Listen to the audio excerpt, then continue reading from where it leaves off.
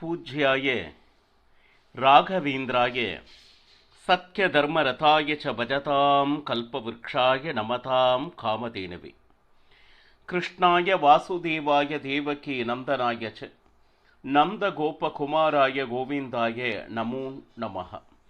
ஐந்தாவது வேதம் என்று போற்றப்படும் மகாபாரதம் பார்த்து வருகிறோம். ஒரு பிராமணன் கேட்ட உதவிக்காக பாண்டவர்கள் அந்த அரணிக்கட்டை என்று சொல்வார்கள், அதற்கு உண்டான உபகரணத்தை ஒரு மான் கவர்ந்து செல்ல அதை எப்படியாவது மீட்டு தரும்படி அந்த பிராமணன் பாண்டவர்களிடம் கேட்க, அப்போ அந்த மானை துரத்தியபடி பாண்டவர்கள் செல்ல அந்த மான் எங்கோ ஓடி மறைந்தது. அவன் வேறு யாருமில்லை, சாக்ஷாத் யமதர்மராஜன். அனைவருக்கும் அந்த துரத்தி ஓடியதால் மிகுந்த தாகம் ஏற்பட்டது. அதனால் அருகில் இருந்த அந்த சரோவரத்திற்கு சென்றனர் நீர் அருந்த. ஆனால் அங்கு ஒரு அசரீரி கேட்டது, நான் கேட்கும் கேள்விகளுக்கு பதில் சொன்னால் நீங்கள் நீர் அருந்தலாம். ஆனால் யாருமே சட்டை செய்யாது நீர் அருந்த முற்பட்ட பொழுது மூர்ச்சையாக விழுந்தனர் நகுலன், சகாதேவன், அர்ஜுனன், பீமன். அப்போ இவா எல்லாம் நீர் அருந்துவதற்காக சென்றவர்கள் இன்னும் திரும்பவில்லையே என்று தர்மராஜன் வந்து பார்க்கும் பொழுது அந்த நால்வரும் மூர்ச்சையடைந்து விழுந்திருந்ததை பார்த்து, யார் இதற்கு காரணம் அப்படின்னு தர்மராஜன் கேட்க, அப்பொழுது தர்மராஜன் முன்பு அந்த யக்ஷன் அந்த உருவத்தோடு பார்க்க நேர்ந்தது. மற்றவர்களுக்கு அந்த வார்த்தைகள் மட்டுமே கேட்டது. அப்போ நான் கேட்கின்ற கேள்விகளுக்கு உகந்த பதில்களை நீ கூறினால் உன்னையும் உன்னுடைய தம்பிமார்களையும் நிச்சயம் பிழைக்க வைக்கிறேன். அப்போ கேள்விகளை வரிசையாக அந்த யக்ஷன் கேட்க, அதற்கு தர்மராஜன் பாருங்க, தர்மராஜன் மிகப்பெரிய ஞானி. அதாவது சாஸ்திரங்களையும் தர்மங்களையும் மட்டும் தெரிந்தவர்களால் யக்ஷன் கேட்கின்ற கேள்விகளுக்கு பதில் அளிக்க முடியுமா அப்படின்னா இல்லை. அதற்கு மேல் அனுபவ ஞானம் அப்படின்னு சொல்லிட்டு இருந்தால் மட்டுமே இந்த கேள்விகளை எதிர்கொள்ள முடியும். அப்போ யக்ஷன் ஒரு வகையாக கேள்விகளை அடுக்கிக் கொண்டே போகிறார். அதற்கு தகுந்த பதில்களை தர்மராஜன் கூறிக்கொண்டே செல்கிறான். இது யக்ஷனுக்கும் தர்மராஜனுக்கும் நடந்தது அல்ல, நம் வாழ்க்கைக்கு நமக்கு மிக மிக மிக அத்தியாவசியமான கேள்விகள், அதற்கு தகுந்த பதில்கள். நிச்சயமாக ஒவ்வொருவரும் இதை பொக்கிஷமாக பாதுகாக்க வேண்டும் என்பது எனது கருத்து. இப்போ நேற்று பூமியை விட பாரமானது எது? தாய். தாயினுடைய ருணம். தாய்க்கு நாம் பட்ட கடனை நீங்கள் எவ்வளவு சேவை செய்த போதும் அதை என்ன சொல்லுது, சரி செய்யவே முடியாது. அவள் செய்த சேவைக்கு நீங்க என்ன செய்யலாம், என்ன வேணா, அதாவது என்ன சொல்லுது, நல்லபடியா வச்சுக்கிறது, பராமரிக்கிறது, உணவு கொடுக்கிறது, உடை கொடுக்கிறது, எவ்வளவு சேவை செய்த போதும் அந்த தாயின் கடன் தீர்ந்ததா அப்படின்னா ஜென்மத்திலும் அது கண்டிப்பாக தீராதது அப்படின்னு சொல்றான் தர்மராஜன். அது மட்டுமல்லாமல் ஆகாசத்தை விட உயரமானது எது அப்படின்னு சொல்லிட்டு அடுத்த கேள்வி, அது தந்தை. குடும்பத்திற்காக உழைத்து அவர்கள் நன்றாக இருக்க வேண்டும் என்கின்ற ஒரே காரணத்துக்காக வெளியில் சென்று தான் எவ்வளவோ அவமானப்பட்ட போதும் அதனை வெளியில் காண்பிக்காது தன்னுடைய குழந்தைகள், தன்னுடைய குடும்பம் நன்றாக இருக்க வேண்டும் என்று தன்னுடைய வாழ்க்கையே என்ன சொல்லுது, தொலைத்து அதை அந்த குடும்பத்தை போஷிக்கக்கூடிய அந்த தந்தை இருக்கார் இல்லையா, அவருடைய செயல் இந்த ஆகாசத்தை விட உயரமானது அப்படின்னு சொல்றாங்க. சரி, அடுத்து கேள்வி என்னன்னு கேட்டீங்கன்னா, வாயுவை விட வேகமானது எது? வாயுன்னா உங்களுக்கு தெரியும், காற்று. அதை விட வேகமானது எது அப்படின்னு கேட்டா தர்மராஜன் அற்புதமான பதில் சொல்றான், மனம். பாருங்க, நாம ஒரு இடத்துல உட்கார்ந்துருப்போம், ஆனா நம்ம மனம் எங்கேயோ, ஈவன் வெளிநாட்டுல கூட அப்படியே அல்லாடிட்டு இருக்கும். சரிங்களா? அப்போ எவ்வளவு வேகமாக ஒரு இடத்திலிருந்து மற்றொரு இடத்திற்கு செல்லக்கூடிய சக்தி அந்த மனதிற்கு உண்டு, கொஞ்சம் நினைச்சு பாருங்க. அதனால தான் வாயுவை விட வேகமானது எது அப்படிங்கும் போது தர்மராஜன் நம் மனது அப்படிங்கிற பதிலை சொன்னான். அற்புதம் என்று. அடுத்து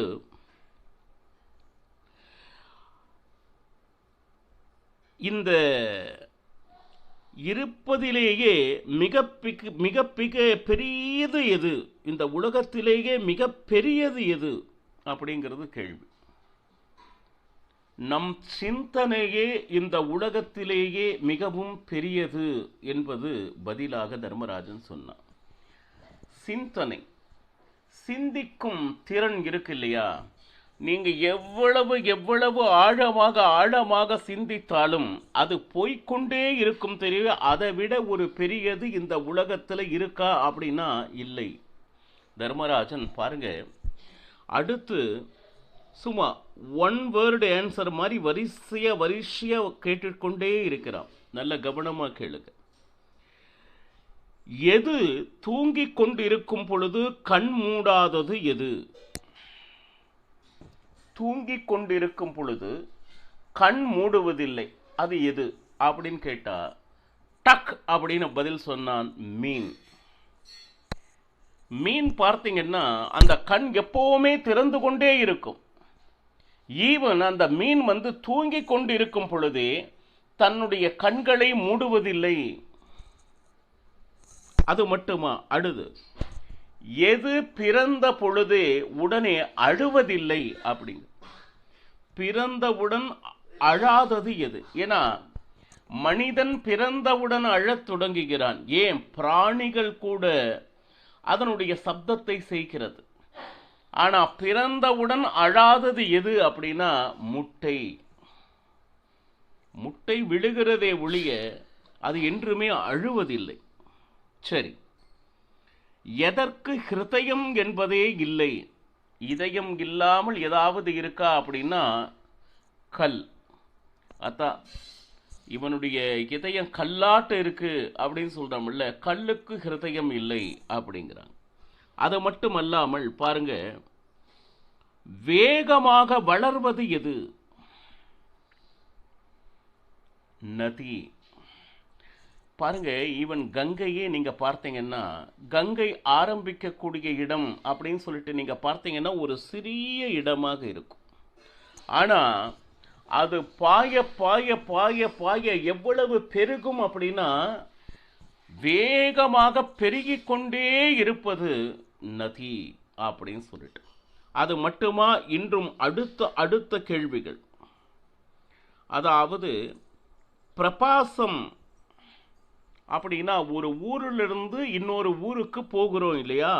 அந்த நேரத்தில் நம் கூட வருகின்ற நண்பன் யார்? வீட்டில் இருக்கும், வீட்டை விட்டு வெளியே போகிறோம்.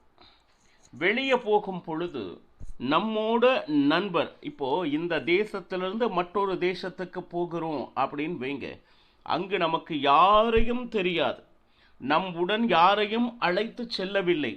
இந்த நேரத்தில் நமக்கு நண்பனாக இருந்து நம்மளுடைய கஷ்டங்களை என்ன சொல்லுது சமாளிப்பதற்கு நம்முடனே யார் இருக்கிறார்? இது கேள்வி. நாம் படித்த வித்தை. சில நேரம் செல்வம் இல்லாமல் கூட போகலாம், ஆனால் நாம் படித்த வித்தை நம்மோடையே வந்து கொண்டிருக்கும் இல்லையா? அது நமக்கு நண்பனாக இருந்து கொண்டு அது நம்மை காக்கும் அப்படின்னு சொல்றார். அடுத்து வீட்டில் இருக்கிறார் ஒருத்தர். வீட்டில் இருக்கும் பொழுது வருகின்ற அந்த பிரச்சனைகளுக்கு நமக்கு நண்பராக இருப்பவர் யார் அப்படிங்கிறது கேள்வி.